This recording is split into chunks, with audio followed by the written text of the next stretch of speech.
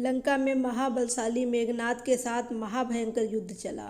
अंततः मेघनाद मारा गया।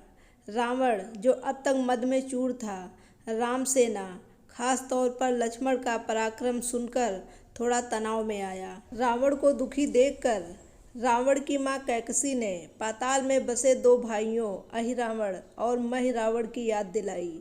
रावण को याद आया कि ये दोनों तो उसके बचपन के दोस्त हैं। लंका का राजा बनने के बाद उनकी सुध ही नहीं रही थी।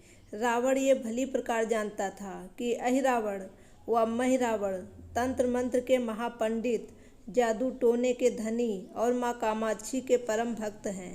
रावण ने उन्हें बुलाया और कहा कि वह अपने बल और छल से श्री राम व लक्ष्मण का सफाया कर दे।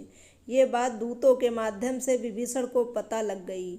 युद्ध में अहिरावण व महिरावण जैसे परम मायावी के शामिल होने से विभीषण चिंता में पड़ गए। विभीषण को लगा कि भगवान श्री राम और लक्ष्मण की सुरक्षा व्यवस्था की जानी चाहिए। इसके लिए उन्हें सबसे अच्छा लगा कि इसकी जिम्मेदारी परमवीर हनुमान जी को सौंप दी जाए। लंका में राम लक्ष्मण की कुटिया सुएल पर्वत पर बनी थी। हनुमान जी ने भगवान श्री राम की कुटिया के चारों ओर एक सुरक्षा घेरा खींच दिया। कोई जादू टोना, तंत्र मंत्र का प्रभाव या मायावी राक्षस इसमें घुस नहीं सकता था। अहिरावण और महिरावण श्री राम और लक्ष्मण को मारने के प्रयास में कुटिया तक पहुँचे। ऐसी सुरक्षा में आगे उनकी एक ना चली। ऐसे में वे वापस चले गए। फिर महिरावण विभीषण का रूप धर के कुटिया में घुस गया।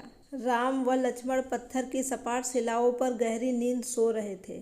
दोनों राक्षसों ने बिना आहट के शिला सहित दोनों भाइयों को लिया और अपने निवास पाताल की ओर लेकर चल दिए। विभीषण लगातार सतर्क थे। उन्हें कुछ देर में पता चला कि कोई अनहोनी हुई है। विभीषण को महिरावण पर शक था। उन्हें राम लक्ष्मण की जान की चिंता सताने लगी। विभीषण ने हनुमान जी को महिरावण के बारे में बताते हुए कहा कि वे उनका अनुसरण करें। लंका में अपने राम भक्त के रूप में घूमते हुए हनुमान के लिए ठीक नहीं था। इसलिए उन्होंने पक्षी का रूप धारण कर लिया और पक्षी के रूप में ही निकुंभला नगर पहुंच गए। निकुंभला नगरी में पक्षी रूप धरे हनुमान जी दो कबूतरों को आपस में बतियाते सुना। कबूतर कबूतरी से कह रहा था कि अब रावण की जीत पक्की है। अहिरावण व महिरावण राम लक्ष्मण की बल चढ़ा देंगे। बस सारा युद्ध समाप्त। कबूतर की बातों से ही बजरंगबली को पता चला कि दोनों राक्षस राम लक्ष्मण को जीवित ही कामाक्षी देवी को बल चढ़ाने पाताल लोक चले गए। हनुमान जी वायु वेग से रसातल की ओर बढ़ते हैं और तुरंत वहां पहुंच जाते हैं। हनुमान जी को रसातल के प्रवेश द्वार पर एक अद्भुत पहरेदार मिला। इसका आधा शरीर वानर का और आधा मछली का था। उसने हनुमान जी को पाताल में प्रवेश से रोक दिया। द्वारपाल ने हनुमान जी से कहा कि मुझको परास्त किए बिना भीतर जाना असंभव है। दोनों में लड़ाई ठन गई। हनुमान जी की आशा के विपरीत यह बड़ा ही बलशाली और कुशल योद्धा निकला। दोनों ही बड़े बलशाली थे। दोनों में बहुत भयंकर युद्ध हुआ, लेकिन वो बजरंगबली के आगे टिक ना सका। परमवीर हनुमान जी ने उन्हें हरा दिया तो उस द्वारपाल की प्रशंसा करते हुए हनुमान जी ने उस वीर से पूछा कि हे वीर, तुम अपना परिचय दो। उस वीर ने उत्तर दिया, मैं हनुमान का पुत्र हूँ और एक मछली से पैदा हुआ हूँ। मेरा नाम है मकरध्वज। हनुमान जी ने सुना तो हैरान रह गए। उस वीर की बात ध्यान से सुना। मकरध्वज ने कहा, लंका दहन के बाद हनुमान जी समुद्र में अपनी अग्नि शांत करने पहुँचे। उनके शरीर से पसीने के रूप में तेज गिरा। उस समय मेरी माँ ने आहार के लिए मुख खोला था। मेरी माता ने उसे अपने मुख में ले लिया और भविष्यवाणी की। उसी से मेरा जन्म हुआ है। हनुमान जी ने जब ये सुना तो मकरध्वज को बताया कि वो ही हनुमान हैं। मकरध्वज ने हनुमान जी के चरण स्पर्श किए और हनुमान जी ने भी अपने बेटे को गले लगाया और वहां आने का पूरा कारण बताया। उन्होंने अपने बेटे से कहा कि अपने पिता के स्वामी की रक्षा में सहायता करो। मकरध्वज ने हनुमान जी को बताया कि कुछ ही देर में राक्षस बल देने आने वाले हैं। बेहतर होगा कि आप रूप बदलकर कामाक्षी के मंदिर में जाकर बैठ जाएं। उनकी पूजा करने को कहते हैं। हनुमान जी ने पहले तो मधु का वेश धारण कर माँ कामाक्षी के मंदिर में प्रवेश किया। हनुमान जी ने माँ कामाक्षी को नमस्कार कर सफलता की कामना की और फिर पूछा, हे माँ, क्या आप वास्तव में श्री राम जी और लक्ष्मण जी की बल चाहती हैं? हनुमान जी के इस प्रश्न पर माँ कामाक्षी ने उत्तर दिया कि नहीं, मैं तो दुष्ट अहिरावण व महिरावण की बलि चाहती हूँ। ये दोनों मेरे भक्त तो हैं, पर अधर्मी और अत्याचारी भी हैं। आप अपने प्रयास करें, सफल रहेंगे। मंदिर में 5 दीप जल रहे थे, अलग अलग दिशाओं में और स्थानों पर। माँ ने कहा कि ये दीप अहिरावण ने मेरी तृप्ति के लिए जलाए हैं। जिस दिन ये एक साथ बुझा दिए जाएंगे, तभी उसका अंत निश्चित हो सकता है। इसी बीच गाजे बाजे का शोर सुनाई देता है। अहिरावण महिरावण बल चढ़ाने के लिए आ रहे थे।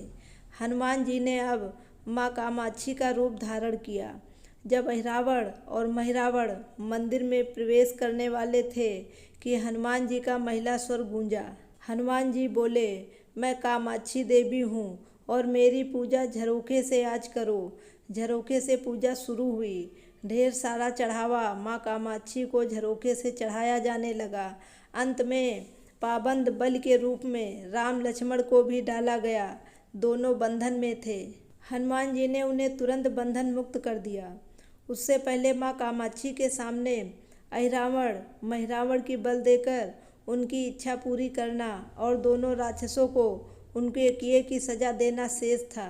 अब हनुमान जी ने मकरध्वज से कहा कि वह सचेत होकर भगवान राम और लक्ष्मण के विशेष नियम का पालन करते हुए और उनके साथ मिलकर दोनों राक्षसों के खिलाफ युद्ध छेड़ दिया।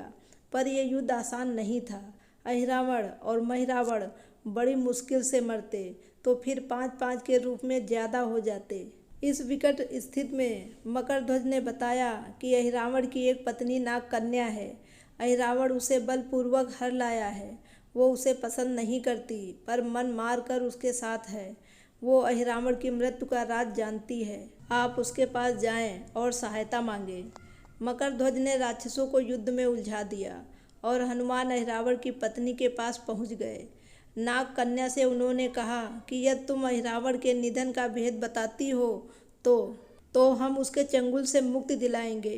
अहिरावण की पत्नी ने कहा, मेरा नाम चित्रसेना है। मैं भगवान विष्णु की भक्त हूँ। मेरे रूप पर अहिरावण मर मिटा और मेरा अपहरण कर लिया, पर मैं उसे जरा भी नहीं चाहती हूँ। लेकिन मैं अहिरावण का भेद तभी बताऊंगी जब मेरी इच्छा पूरी होगी।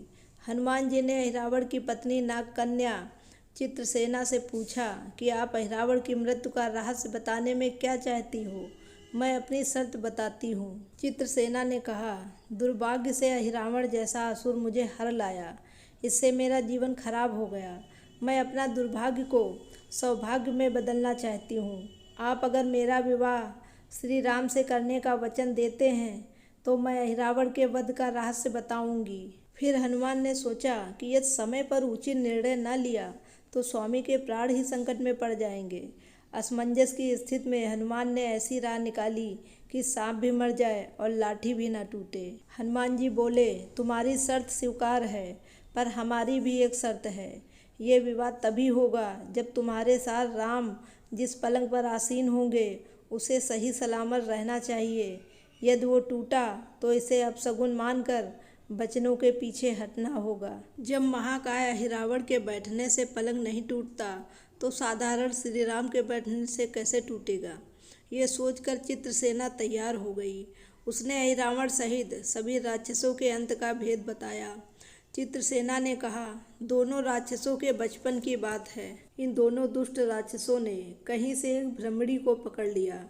मनोरंजन के लिए वे उसे परेशान कर रहे थे। भ्रमरी साधारण भ्रमरी नहीं थी, वो भी बहुत मायावी थी। किसी कारणवश वो पकड़ में आ गई। भ्रमरी का दर्द सुनकर अहिरावण और महिरावण को दया आ गई और उन्होंने उसे छोड़ दिया। मायावी भ्रमरी का पति भी अपनी पत्नी का दर्द सुनकर आया था। अपनी पत्नी की मुक्ति से प्रसन्न होकर भ्रमरे ने वचन दिया था कि तुम्हारे उपकार का बदला हम सभी भ्रमर परस्पर मिलकर चुकाएंगे। ये भ्रमरे ज़्यादातर उसके शयन कक्ष के पास रहते हैं। ये सब बड़ी भारी संख्या में है। दोनों राक्षसों को मारने का प्रयास किया जाता है और ये मरने वाले हो जाते हैं। तब भ्रमर उनके ऊपर एक अमृत की बूंद डाल देते हैं। उसी अमृत के कारण ये दोनों राक्षस मरकर भी जीवित हो जाते हैं।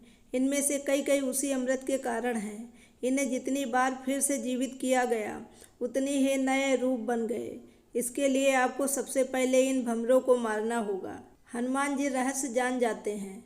मकरध्वज ने अहिरावण को युद्ध में उलझा रखा था, तो हनुमान जी ने भ्रमरों का खात्मा शुरू किया। वे परमवीर हनुमान जी के सामने कहाँ तक टिकते।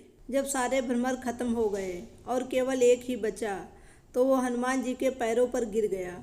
वह हनुमान जी से प्राण रक्षा की याचना की। हनुमान जी पसीज गए। उन्होंने उसे क्षमा करते हुए एक काम करने के लिए दिया। हनुमान बोले, मैं प्राण दान देता हूँ, पर इस शर्त पर कि तुम यहाँ से तुरंत चले जाओगे और अहिरावण की पत्नी के पलंग की पार्टी में घुसकर जल्दी से जल्दी उसे पूरी तरह खोखला बना दोगे। भमरा चित्रसेन सेना के पलंग की पार्टी में घुसने के लिए प्रस्थान कर गया। भंवरों को हनुमान जी ने समाप्त कर दिया। फिर भी हनुमान जी और मकरध्वज के हाथों अहिरावण और महिरावण का अंत नहीं हो रहा था। ये देखकर हनुमान जी कुछ चिंतित थे। फिर उन्हें कामाक्षी देवी का वचन याद आया। देवी ने बताया था कि अहिरावण की सिद्धि है कि जब पांचों दीपक एक साथ बुझेंगे तभी वे नए नए रूप धारण करने में असमर्थ होंगे और उनका वध हो सकता है। हनुमान जी ने पंचमुख रूप धारण कर लिया। उत्तर दिशा में बराह मुख, दक्षिण दिशा में नरसिंह मुख, पश्चिम में गरुड़ मुख, आकाश की ओर हयग्रीव मुख एवं पूर्व दिशा में हनुमान मुख। उसके बाद हनुमान जी ने अपने पांचों मुख द्वारा एक साथ पांचों दीपक बुझा दिए। अब उनका बार बार जन्म होना और लंबे समय तक जीवित रहने की आशंकाएं समाप्त हो गई थीं। हनुमान जी और मकरध्वज के हाथों ही दोनों राक्षस मारे गए। मेरी हार्दिक कामना है कि पंचमुखी हनुमान जी की कृपा आप पर हमेशा बनी रहे। दोस्तों, ये पूरी कहानी सुनने के लिए आपका बहुत बहुत धन्यवाद।